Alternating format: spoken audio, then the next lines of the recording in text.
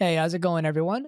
My name is Deathboy, and today I want to make a guide for the Legion raid Kakul Saydon in Lost Ark.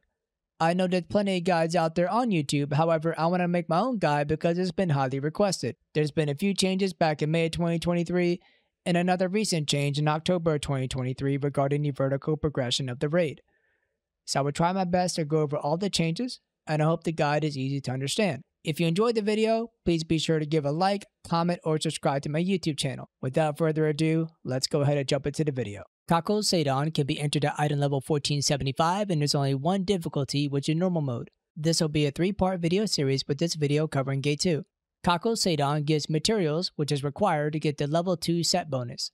However, as of October 2023, you will no longer be required to do this raid for vertical progression. You can hold up to item level 1540 and do Triangle instead to go from level 1 to level 3 set bonus. Before you enter Gate 2, you want to bring the correct battle items. You will bring the following: a Dark Grenade, Panacea, and Sacred Charm. A Dark Grenade should be thrown on the boss to decrease defense for 20 seconds, allowing the party to deal additional damage. Use Dark Grenade at the start and in between major mechanics. Panacea is used to cleanse a fire debuff that you may get throughout the fight, and Sacred Charm is used to cleanse a fire debuff of a nearby party member. You can swap out Panacea for Time Stop Potion instead if you find yourself getting knocked off the map often. There are attacks in Gate 2 that will knock you off the map, similar to Vault in Gate 2. I will discuss those attacks later on. If you feel like you do not need Panacea or Time Stop Potion, you can use Atropine instead to deal additional damage. Before we dive into the major mechanics, I want to remind you all that the gauge meter from Gate 1 is also in Gate 2 and Gate 3. And the idea behind how gauge works is the exact same in Gate 2 and Gate 3. I will not discuss gauge management in this video, but you can refer back to my Gate 1 guide if you need a reminder on how gauge works. The first major mechanic happens at 125 HP lines or below. The camera will zoom out. There are 2 scenarios for this mechanic. The boss drops 2 bombs in total below your feet. The other scenario is when the boss bombards the map with a bunch of bombs and lands on the other side. Getting hit by either scenario will deal damage and increase gauge. A giant boss will also appear at this point and will do a random yellow telegraph attack towards the end of this mechanic. If you get hit by the yellow telegraph, you may get knocked off the map and die. You cannot damage the giant boss, and he will exist throughout the rest of this fight. The next major mechanic cap is at 110 HP lines or below. The small boss will teleport to the middle, then vanish. The giant boss will show lasers flashing on your screen. This is the cue to look away from the giant boss. If you do not, you will get feared for a few seconds. After looking away for a brief moment, party number 1 and 2 will go left, 3 and 4 will go right. 2 circles will be shown on the left side and on the right side. The circles will be blue or red. Blue circle means only 1 person can stand in it. A red circle means only 2 people can stand in it. So if you see 1 blue circle and 1 red circle on your side, you and the other member must go to red. If there are 2 blue circles on your side, you will stand in 1 blue circle and the other member will stand in the other blue circle. If this is done incorrectly, you or other members may die. The next major mechanic cap is at 95 HP lines or below. 7 cards will appear on the map. The small boss is behind one of these cards and the goal is to find him. However, you only have 3 attempts. A random player will be targeted by the giant boss 3 times in total. The targeted player should start off by standing on the left middle or right middle card. Once you see the boss about to smash, you should spacebar away. If you don't have the target above your head, you should stand away from the targeted player, otherwise you may get knocked off by the smash.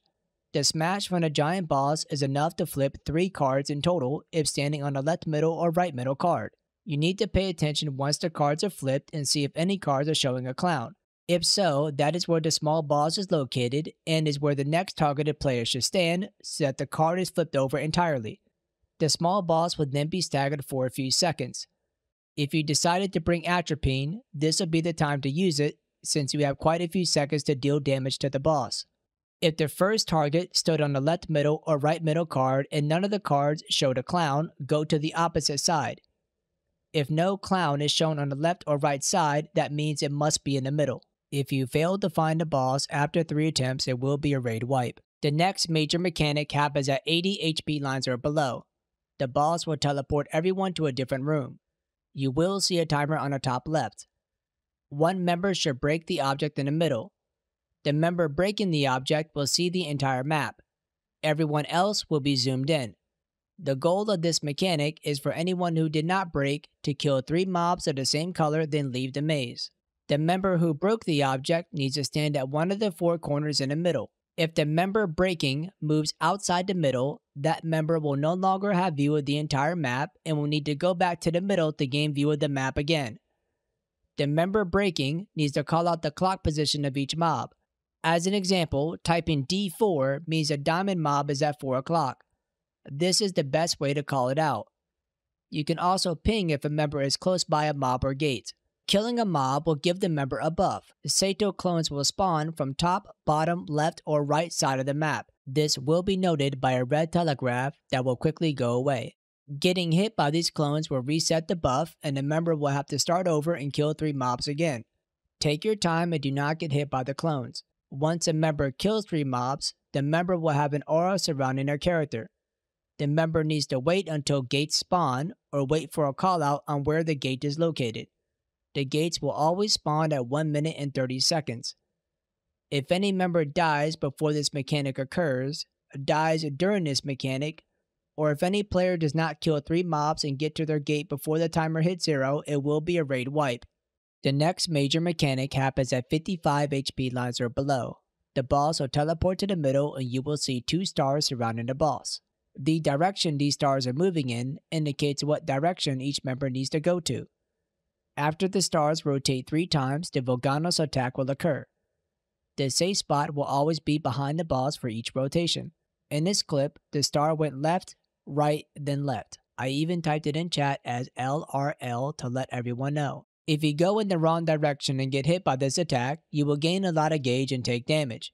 You can play it safe and use the Innana if your group is having trouble with this mechanic. After the final rotation, the giant boss will attempt to smash the middle of the map noted by a yellow circle. You need to move away, otherwise you may die. The last major mechanic happens at 25 HP lines or below. This is the exact same as the 95 HP line mechanic I discussed earlier. 7 cards will appear on the map. The small boss is behind one of these cards and the goal is to find him. However, you only have 3 attempts. A random player will be targeted by the giant boss 3 times in total. The targeted player should start off by standing on the left middle or right middle card. Once you see the boss about to smash, you should spacebar away. If you don't have the target above your head, you should stand away from the targeted player, otherwise you may get knocked off by the smash. The smash from the giant boss is enough to flip 3 cards in total if standing on the left middle or right middle card. You need to pay attention once the cards are flipped and see if any cards are showing a clown. If so, that is where the small boss is located and is where the next targeted player should stand so that the card is flipped over entirely. The small boss would then be staggered for a few seconds. If the first target stood on the left middle or right middle card and none of the cards showed a clown, go to the opposite side. If no clown is shown on the left or right side, that means it must be in the middle. If you fail to find the boss after 3 attempts, it will be a raid wipe. And that is all the major mechanics in Gate 2. I will now go over some notable attack patterns and counterattacks. Dash and counter. The boss will attempt to dash towards a random player. If hit by this, you will be feared for a few seconds. If the boss is glowing blue, you should counter.